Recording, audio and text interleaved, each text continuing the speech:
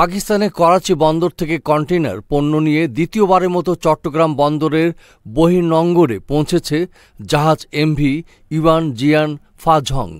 শনিবার বিকেলে জাহাজটি বন্দরে পৌঁছায়।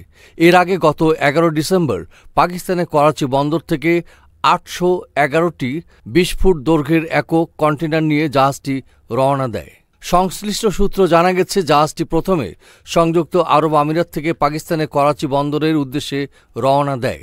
ওই সময় জাহাজটিতে বাংলাদেশের জন্য নেওয়া হয় 113টি কন্টেইনার। এরপর বাংলাদেশের জন্য পাকিস্তানের করাচি থেকে জাহাজে তোলা হয় আরও 698টি কন্টেইনার। এর মধ্যে 285টি কন্টেইনারে রয়েছে পরিশোধিত চিনি, 171টি কন্টেইনারে ডলোমাইট, 138টি কন্টেইনারে সোডা অ্যাশ, 46টি কন্টেইনারে কাপড়ের রোল, 20টি কন্টেইনারে আখের গুড়, 18টি কন্টেইনারে আলু এবং 20টি কন্টেইনার পুরনো লোহার টুকরা, রেজিন ও কাপড় রয়েছে। এছাড়া সংযুক্ত আরব আমিরাত থেকে আসা কন্টেইনারগুলোতে চিনি, খেজুর, লুব অয়েল ও কিছু খাদ্যপণ্য রয়েছে। গ্রুপটির নির্বাহী পরিচালক আনিসুদ্দৌলা বলেন, জাহাজটিতে প্রথমবারের তুলনায় এবার দ্বিগুণ কন্টেইনার আসছে। সরাসরি জাহাজটি আসায় কয়েকদিন সময় কম লাগছে।